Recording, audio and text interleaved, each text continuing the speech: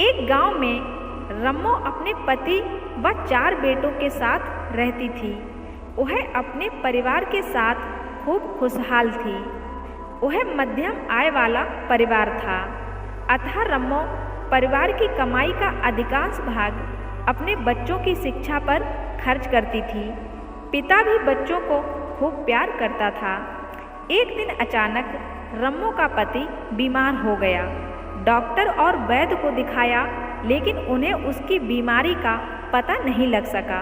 फिर अचानक उसकी एक दिन मृत्यु हो गई। रम्मो जैसे तैसे अपने बेटों को बड़ा करने लगी, लेकिन जैसे तैसे उसके बेटे बड़े होते गए, उन्हें शहर जाने का भूत सवार होने लगा और धीरे धीरे वे गांव छोड़कर शहर चले गए और शहर में ही विवाह कर वहीं पर रहने लगे। रम्मो अब बूढ़ी हो चुकी थी, लेकिन कभी उसने हिम्मत नहीं हारी थी और सिलाई बुनाई का कार्य करके अकेली ही रहती थी और अपने घर का गुजारा चलाती थी। एक दिन रम्मो रसोई में खीर बना रही थी। खीर कई घंटों से पक रही थी। तभी रम्मो को थकान सी महसूस होने लगी। वह रसोई के पास आंगन में चारपाई डालकर उस पर लेट गई और रम्मो की अचानक ही आंख लग गई, क्योंकि वह दिन भर की थकी हुई थी। उसके पास घर के नाम पर एक कमरे का किराए का मकान था, क्योंकि उसका अपना मकान कब का बिक चुका था। उसे अपने बेटों से शिकायत थी, लेकिन वह कुछ भी कर नहीं सकती थी, क्योंकि उसके 4 बेटे गांव छोड़कर जा चुके थे और उन्हें गए वहां से बरसों बीत गए थे और वे गांव के बारे में सब कुछ भूल चुके थे। लेकिन रम्मो के 4 बेटे शहर जाकर बेईमान बन चुके थे। रम्मो के 4 बेटे मिलकर घरों में चोरी करते थे, फिर आधा आधा माल बांटकर उसी से अपने घर का गुजारा करते थे। उन्हें ना तो अपनी माँ की फिक्र थी और ना ही कोई सुध थी। उनकी माँ का क्या हाल होगा, यह वे लोग नहीं जानना चाहते थे, क्योंकि उसके 4 बेटे चोरी में इतने माहिर हो चुके थे कि वे कभी पकड़े नहीं जाते थे। एक दिन उन्होंने एक सुनार के यहाँ चोरी की और खूब माल कमाया, लेकिन चोर को तो चोरी के सिवा कुछ करना ही नहीं आता है।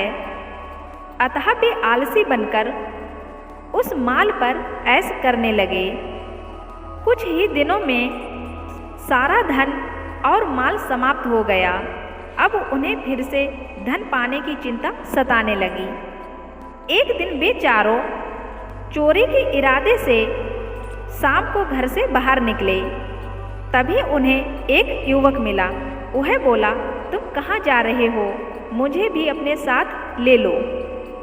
चारों ने उससे इनकार कर दिया, लेकिन वह युवक उनकी खुशामद करने लगा और बोला, अच्छा भैया, तुम यह बता दो कि तुम कहाँ जा रहे हो? एक बेटा गुस्सा होकर बोला, चोरी करने चलोगे? तब युवक बोला, हाँ भैया, सब कुछ करूँगा। मैंने 5 दिन से खाना नहीं खाया है। जैसा आप लोग कहोगे मैं वैसा ही करूँगा और जो भी दोगे वही ले लूँगा और अपना हिस्सा भी नहीं मांगूंगा। चारों भाइयों को उसकी बात पसंद आ गई कि मुफ्त में ही नौकर मिल रहा है जो चोरी में भी साथ देने को तैयार है और फिर वह हिस्सा भी नहीं मांगेगा। और उन्होंने युवक को साथ ले लिया, लेकिन उसे समझाया, देखो तुम पहली बार चोरी करने जा रहे हो, अतः कोई बेवकूफ़ी मत करना। युवक तैयार हो गया और उन चारों के साथ ही चल दिया और चारों भाई चोरी करने के लिए मकान तलाश करने लगे। उन्होंने कई मकानों में घुसने का प्रयास किया, लेकिन हर घर में कोई न कोई जाग रहा था। अचानक उन्हें एक घर का दरवाज़ा खुला दिखाई दिया। वे उसमें घुस गए। वहाँ उन लोगों ने खूब जमकर चोरी की और घर का हर सामान एक चादर में बांध लिया। हालांकि घर में कोई भी कीमती सामान नहीं था, लेकिन वे लोग तो चोरी करने निकले थे, तो उन्हें कुछ ना कुछ तो चुराना ही था। तभी एक बेटे की रसोई की ओर नजर गई। वहाँ खीर पक रही थी। चारों को लगा कि चलने से पहले गर्मा गर्म खीर का मजा लेना चाहिए। पांचों लोग खीर खाने में व्यस्त थे।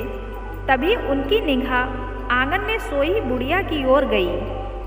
चारों बेटे अपनी माँ को पहचान नहीं सके, क्योंकि इतने वर्षों में वह बूढ़ी हो चुकी थी।